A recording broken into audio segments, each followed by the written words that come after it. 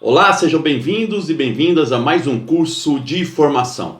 Hoje nós vamos trabalhar aí o Evangelho de João, capítulo 13, versículo de 21 a 38. Então eu peço que você que está me acompanhando nessa formação de João, que começou lá no capítulo 13 e vai até o capítulo 20, como eu falei para vocês aí, seguindo a segunda parte do Evangelho de João, hoje eu peço que vocês então leiam João 13, versículo de 21 a 38. Comece esse programa respondendo aí as dúvidas, ou uma dúvida muito interessante que apareceu ontem nas reflexões.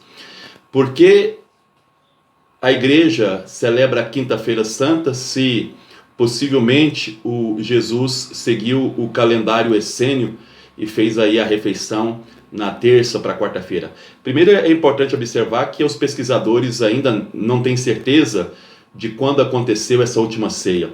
Nem mesmo seguindo os evangelhos sinóticos, porque os evangelhos sinóticos não deixam claro quando foi feito essa última ceia.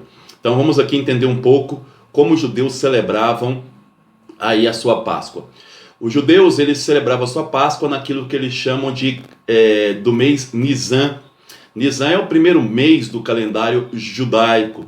Esse Nisan, a Páscoa, ela tem que ser celebrada, segundo o livro do Êxodo, aí no início, né, que é dia 14, e vai até o dia 21 de Nisan.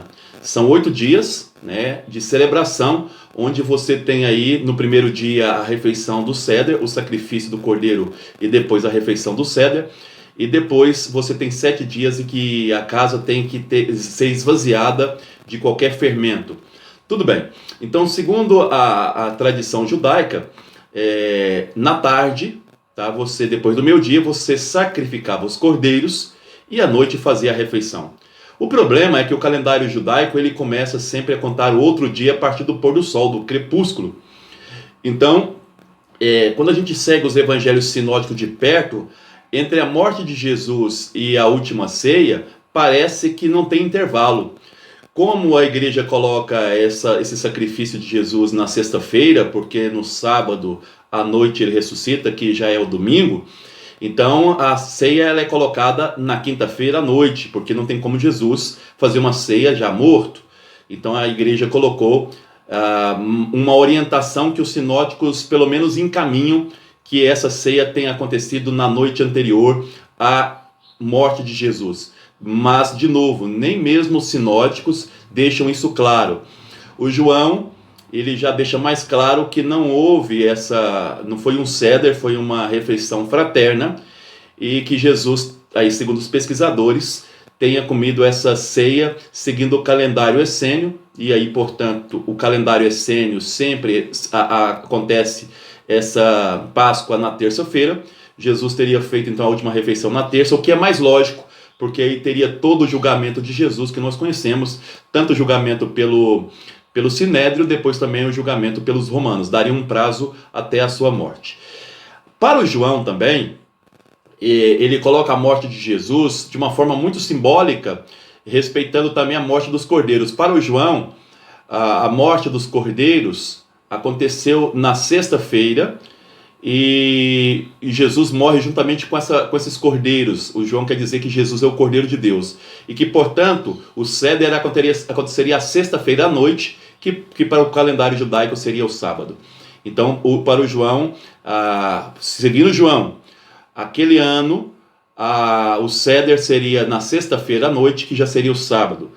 E a igreja, então, ela adota aí uma orientação mais voltada para os sinóticos. Embora os sinóticos não deixem claro a data, fica parecendo que não há intervalo entre a última ceia e a morte de Jesus. Então, como a morte de Jesus foi na sexta, a refeição seria na quinta-feira. Tá? Então, é só essas confusões e essa falta de precisão, então, histórica em relação ainda quando foi essa última ceia. A igreja segue mais ou menos a orientação dos sinóticos aí, e principalmente é chamado de Quinta-feira Santa, desde o século VI, da quinta para o sexto, é chamado de Sexta-feira Santa, de Quinta-feira Santa.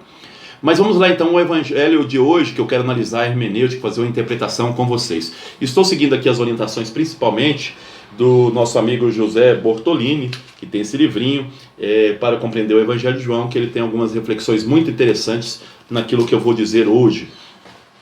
O primeiro ponto importante, então, quando você que leu aí já o Evangelho, você começa a perceber que ele começa a falar da traição do Judas. Primeiro ponto, quando Jesus anuncia que alguém vai me trair, nós temos que entender aqui algumas questões simbólicas dentro do Evangelho de João. João é o Evangelho que mais traz simbolismo dentro dele. É o Evangelho que mais traz simbolismo dentro dele. Então, primeiro ponto, o discípulo amado está sentado próximo de Jesus. O João quer dizer que aqueles que seguem Jesus estão próximo de Jesus. Inclusive encostam a cabeça no seu peito, escutam os seus segredos, para depois levar para a comunidade. Lembra que eu falei no último vídeo que o discípulo amado é a própria comunidade, é aquela que segue Jesus Cristo? Agora veja onde está Pedro. Pedro não está próximo de Jesus, porque para o Evangelho de João, Pedro ainda não amava, faltava Pedro ainda se entregar por Jesus. O Pedro, ao contrário, vai trair Jesus, vai negar Jesus. O Pedro, no Evangelho de João, só vai se converter a Jesus depois da morte de Jesus. Quando Jesus perguntar, Pedro, tu me amas? Ali sim o Pedro vai se tornar discípulo de Jesus. Até então Pedro é uma pessoa ainda que não ama. Ontem, na reflexão, eu dizia para vocês que é o amor que faz com que nós sejamos discípulos de Jesus. Esse é o centro, inclusive, do Evangelho de hoje. Quem ama se torna discípulo de Jesus. Quem não ama não pode ser discípulo de Jesus. Então, um ponto para que a gente entenda é que o discípulo amado está do lado de Jesus, porque ele ama. Quem ama está próximo não só fisicamente, mas espiritualmente de Jesus. O Pedro, que ainda não ama, está distante e inclusive tem que usar aí o discípulo amado para chegar até Jesus, porque o Pedro está distante fisicamente e espiritualmente de Jesus. Então esse é o primeiro ponto, tá? Segundo ponto a analisar aqui nesse evangelho. Quando Jesus anuncia que alguém o vai trair, veja bem que essa traição não vem de fora, não vem dos inimigos de Jesus. Essa traição vem de gente de dentro da comunidade. Então, o que o João quer dizer para nós é que na comunidade tem muitas pessoas que seguem Jesus, mas que não são discípulos de Jesus, porque não amam. Seguem somente por curiosidade, somente por interesse, somente por conveniências, mas ainda não são verdadeiros discípulos e discípulos de Jesus, porque não amam, como é o caso do nosso amigo Judas Iscariotes. E é interessante, aqui está o centro desse evangelho de hoje.